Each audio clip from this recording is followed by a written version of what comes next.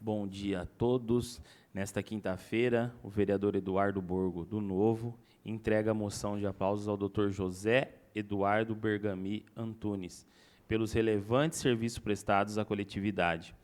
A homenagem foi aprovada por todos os vereadores da Câmara Municipal de Bauru. Nesse momento, eu já passo a palavra ao vereador Eduardo Borgo. Bom dia, senhor presidente. Muito obrigado, vereador Meira, a todos aqui desta casa, em especial, doutor José Eduardo, a quem eu cumprimento, a toda a família também. Doutor, eu costumo dizer, às vezes, nas minhas falas ou na rádio, que o mundo nunca precisou tanto de pessoas de coragem. O pastor Billy Graham dizia que a coragem é contagiosa, que quando um homem se levanta, outros tendem a segui-lo. E o senhor é uma das pessoas com mais coragem que eu vi na minha vida.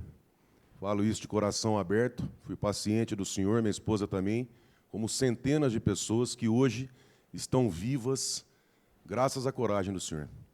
Eu lembro que, no momento difícil que nós passamos, conversei com o senhor e o senhor disse, olha, eu sei que vai ser difícil enfrentar o que vem por aí, mas pela minha experiência, pelo tratamento que eu venho fazendo, venho indicando e que vem dando resultado, eu preciso enfrentar. E naquele momento, presidente, nós fomos para a rádio, para a imprensa, reunião com o secretário municipal, e a perseguição foi violenta em cima do senhor, e eu acompanhei. Até brinquei com o senhor, falei, será que o senhor vai conseguir? A gente que está na política, a gente tem que encostar lá, o couro é duro. E eu sei o quanto que o senhor sofreu com isso. Mas essa é a grandiosidade de pessoas de coragem e de valor. O senhor conseguiu continuar enfrentando e salvando vidas. Isso é essencial para a humanidade. Durante todo esse tempo, eu estava ansioso para entregar essa moção, porque eu falei, eu não posso terminar meu mandato sem dar essa moção de aplauso ao doutor José Eduardo.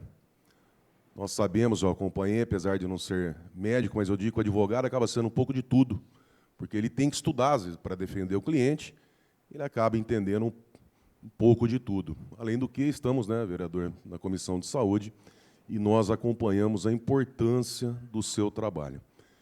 Então, em nome da população bauruense, nós aqui no Parlamento, nós representamos o povo, que é uma indicação, uma prerrogativa constitucional. Somos em 17 vereadores que representam todos os bauruenses. E, em nome, tenho orgulho, assim como meus colegas que subscreveram essa moção, eu tenho uma imensa satisfação e um orgulho em entregar essa moção de aplauso ao senhor, diante de todo o currículo que o senhor tem, a história, mas, em especial, nesse momento difícil que nós vivemos, e várias pessoas, mas eu sei o que o senhor fez por centenas de pessoas, e também pela humanidade. Eu vou passar a palavra para o senhor, mas eu lembro que, pela sua experiência, o senhor fez ali um diferencial, um divisor sobre o tratamento, e ali muitas pessoas seguiram o seu conselho. Vou passar a palavra ao senhor, e estou muito orgulhoso, viu? Um dia especial para mim também. Bom dia a todos. Eu gostaria de agradecer à Câmara Municipal, na pessoa do vereador Eduardo Borgo, por essa homenagem. Me sinto bastante honrado de estar aqui.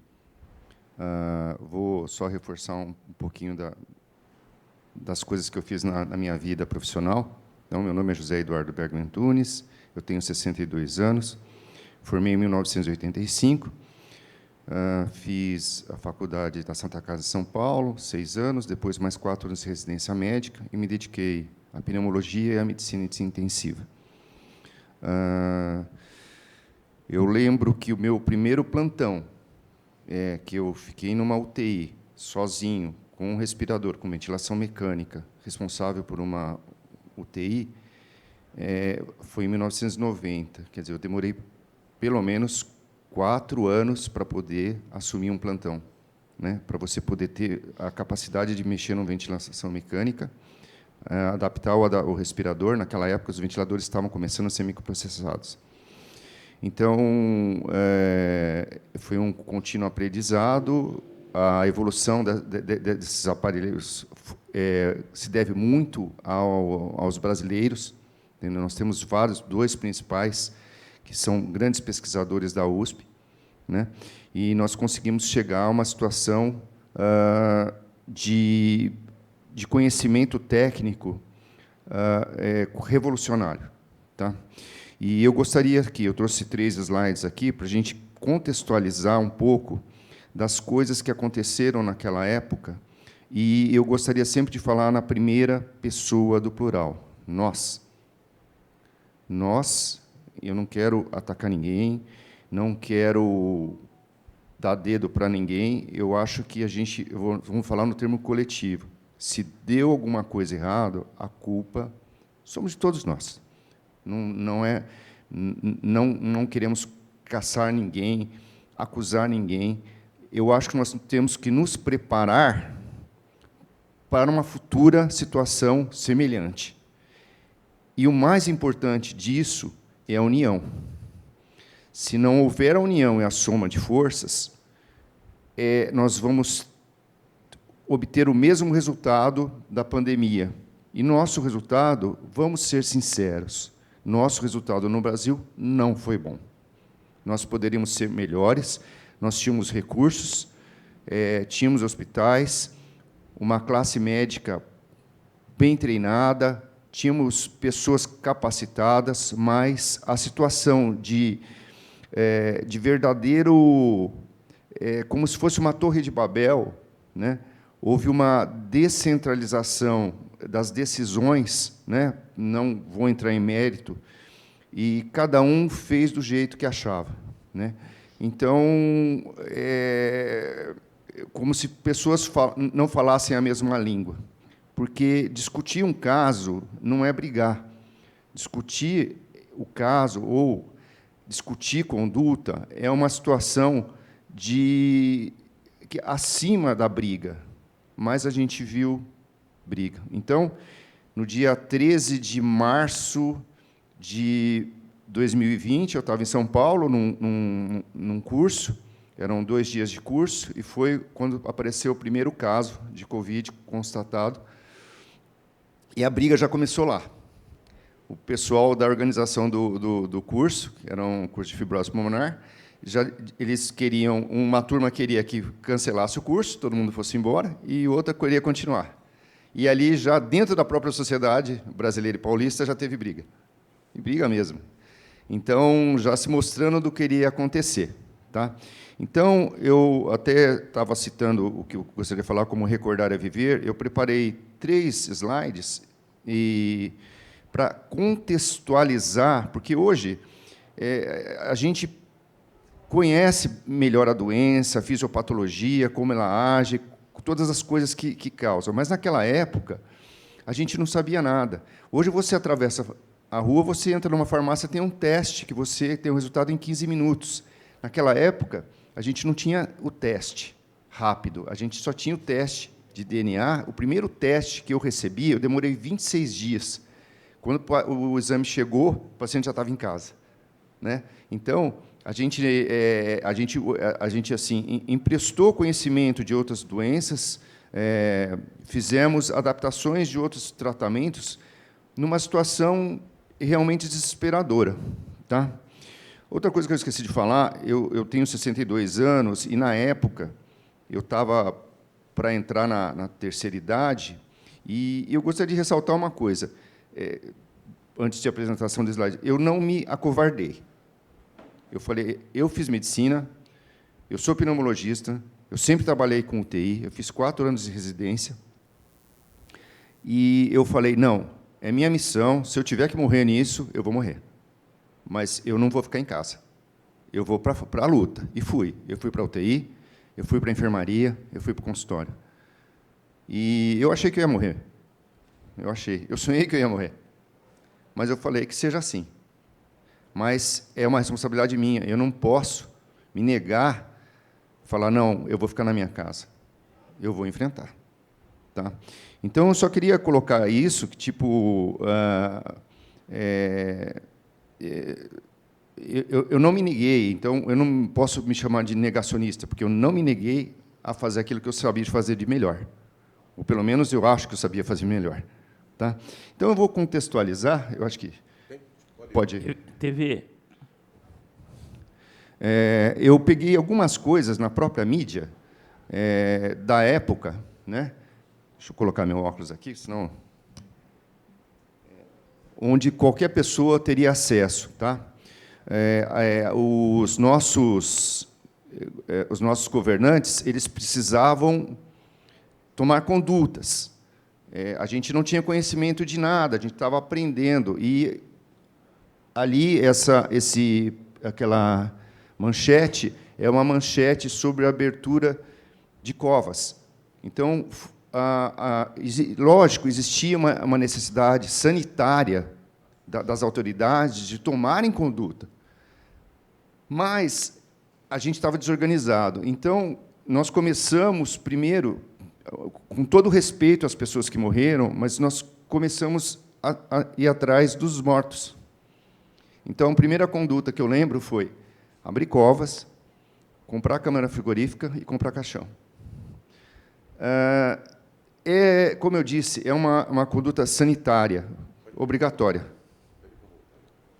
TV, pode voltar. Não pode ser naquele lá, pode continuar naquele lá. Pode. Mas eu acho que não deveria ter tido a divulgação que teve, porque isso levou ao pânico. Então, a pessoa está lá, um idoso, na sua casa, assistindo televisão, e estão abrindo covas. Olha, estão abrindo covas, é para mim. Eu sou o primeiro da lista. Eu tenho mais idade. Então, o pânico da população não ajuda em nada. Então, a medida em si, não vi problema nenhum. O que eu vi eu não achei... eu estou aqui falando da minha experiência, tá? Então, assim, o que eu acho. Eu vivenciei isso. Eu estava dentro do problema. Quando vocês falam, né, que, tipo assim, vamos isolar o paciente do Covid, você isola das pessoas, mas colocam para a gente. Somos nós que vamos ter contato com eles, né? Então, eu não abri... a experiência que eu peguei, que eu tive, que eu desenvolvi, foi através de atender, de estar na linha de frente e ver tudo que o mal que estava causando. Tá? Então, quando a gente via o paciente chegando em pânico, de medo, porque ele não queria ir procurar mais o médico, porque ele tinha medo disso. Então, a gente estava frente ao desconhecido, abrindo cova, que foi certo, eu não vou falar que está errado, mas eu acho que a divulgação deveria ter sido menor, ou não se divulgar, fazer a conduta para não causar pânico na população, certo? Aí veio aquela conversa lá da China que deveria se entubar precocemente. E o que aconteceu? Vamos comprar respiradores. Pode passar o próximo para mim? E aí nós nos deparamos com situações como essa. Tipo assim, eu não estou dizendo que ali houve alguma falha, algum erro, que burlaram a lei. Não estou dizendo, eu acho que, inclusive, foi tudo feito, talvez, dentro da lei. Mas, se, por exemplo, se compraram aparelhos inadequados, né? Como foi esse caso, eu escolhi esse caso, que é público, essa notícia, né?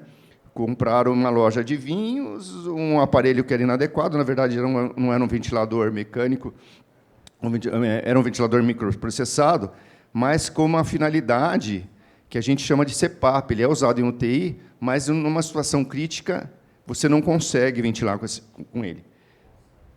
E aí, isso é para demonstrar que nós tivemos condutas que não ajudaram, que não nos organizaram, né?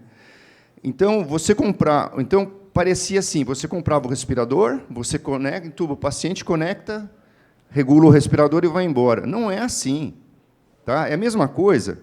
Vamos supor, todos os médicos seriam caminhoneiros, tá? Todos sabem dirigir caminhão. Aí você compra um avião.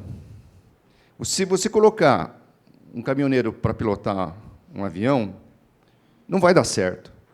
E o ventilador, ele é um avião. Como eu falei, eu demorei 4 anos de estudo para poder ficar sozinho com um paciente com ventilação mecânica. Então, tinha essa noção que comprasse o respirador, estaria tudo resolvido. Não, a gente tinha que ter treinado, conversado. Porque a ventilação mecânica... Pode passar o próximo slide? O que aconteceu disso? Houve um erro conceitual. A ventilação mecânica, ela é um mecanismo de suporte de vida, não tratamento. Ventilação mecânica não trata o COVID. Ele dá suporte para a pessoa poder recuperar, né? E se focou nisso, no paciente grave, enquanto, na verdade, a gente já em abril de 2020 já sabia que o problema era combater o processo inflamatório no seu início. Você não deixar a pessoa desenvolver o quadro inflamatório grave. Mas a gente parecia que estava falando com o vento. Ninguém nos ouvia.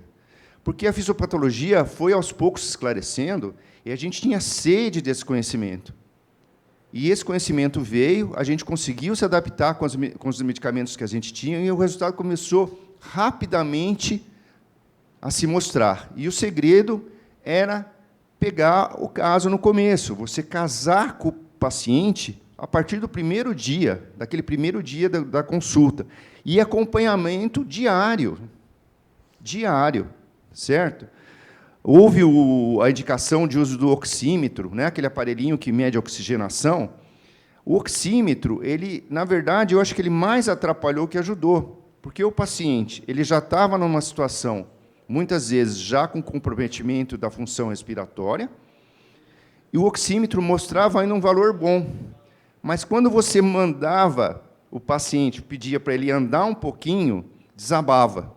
Então, a gente tentou avisar, olha, falem para os colegas que estão atendendo que coloquem o oxímetro, mas que promovam algum esforço do paciente para ver quanto vai essa oxigenação. É uma coisa simples, barata, fácil de fazer, e ali você já poderia triar aquele que deveria receber um tratamento muito mais intenso, porque você estava numa fase muito precoce, porque depois que se instalou eu sempre classifiquei a doença não como uma doença respiratória, mas como uma doença vascular.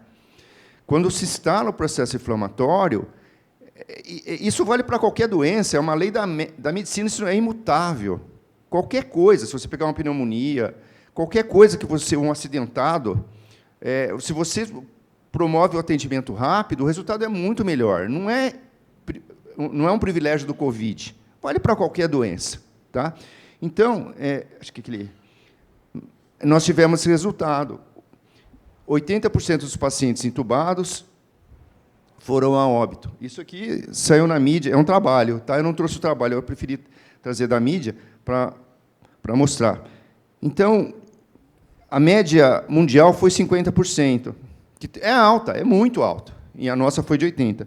Quer dizer, nós, vamos falar no coletivo, não vamos acusar ninguém, nós não tivemos o melhor resultado. Nosso resultado não foi bom. A gente conseguiria fazer melhor? Conseguiria fazer muito melhor. E eu acho que deveria ficar, para uma próxima situação dessa, o recado: vamos nos unir, vamos discutir, vamos conversar, pode até, às vezes, exaltar, mas não desunir. Não ter uma partilha que se quebre como se quebrou, e o resultado nós vimos qual foi. Né? Então, essa é a mensagem que eu queria trazer, de união, de não perseguir as pessoas como houve ameaça. Né? Eu com o vereador, nós fizemos 2 reuniões com o secretário de Saúde, era o Dr. Orlando, na época. Eu fui na diretoria da Unimed, fui muito bem recebido, o Dr. Orlando foi sensacional com a gente, mas a gente via claramente que o poder público tinha medo de represália, tinha medo de tomar conduta, de fazer alguma coisa, porque existia ameaça. Então, tipo assim, isso não colaborou com nada. Eu só peço que, se a gente for enfrentar novamente uma situação, que o poder público faça a união, faça a somatória de força, porque nós somos melhores que isso. É isso que eu gostaria de falar para vocês. Eu agradeço muito a oportunidade de estar aqui para vocês e me coloco à disposição, futuramente, se a gente precisar, para discutir a medicina da melhor maneira possível. Não é atrás do dinheiro que se vai, o dinheiro é uma consequência, ele vem, tá? O médico tem uma remuneração acima da média, mas você não deve colocar o dinheiro na frente. Primeiro é o trabalho, primeiro é a dedicação. A gente tem a obrigação de tratar o paciente, não é... nós temos obrigação de ter o melhor resultado possível dentro daquilo que Deus nos permite fazer. Muito obrigado.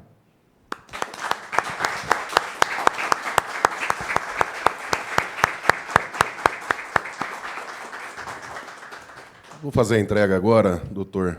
Muito prazer, da moção de aplauso. Eu vou pedir para o meu assessor para fazer a leitura da moção. Moção de número 133/23, senhor presidente. Dr. José Eduardo Bergami Antunes é um cidadão que honra sua família, sua profissão e sua pátria, consagrando a própria vida ao serviço da humanidade.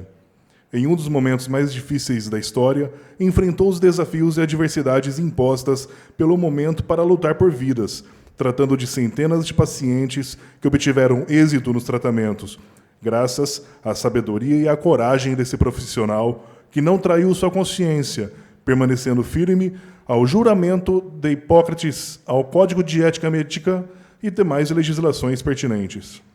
Nascido em Osasco, no dia 23 de janeiro de 1961, chegou a Bauru no início de 1991, quando passou a realizar consultas e atendimentos médicos no pronto-socorro do município e também abriu seu consultório.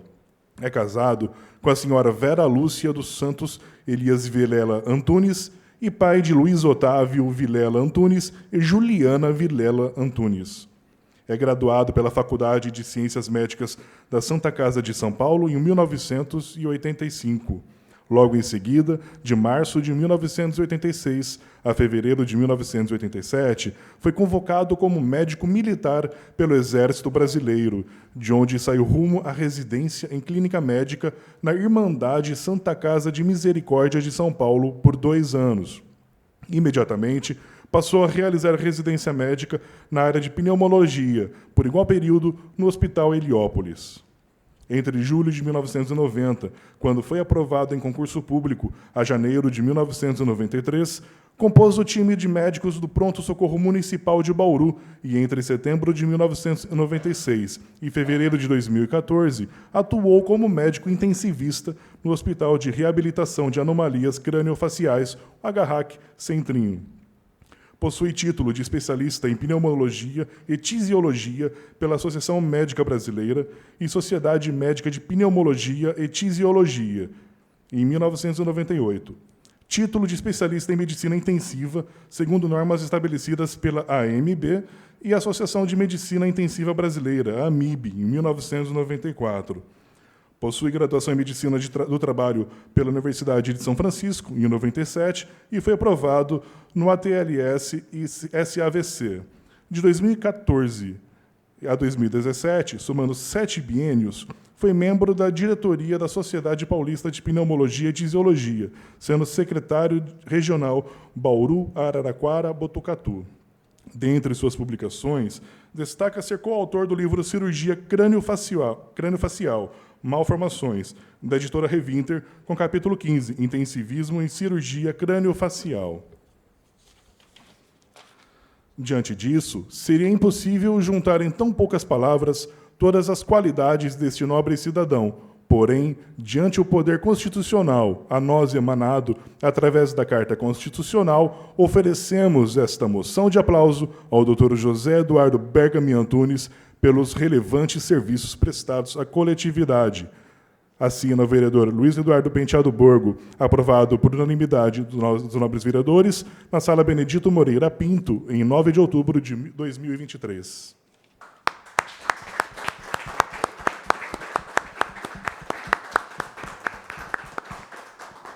Doutor, para finalizar, muito obrigado. Muitas pessoas estão vivas graças à pessoa de coragem, o senhor é uma delas. Parabéns.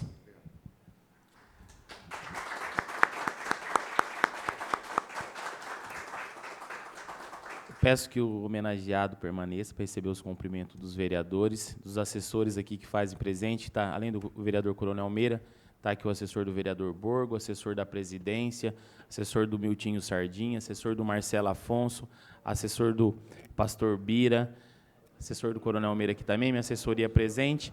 E nada mais havendo a tratar, essa presidência dá por encerrada essa moção de aplausos às 10 horas da manhã.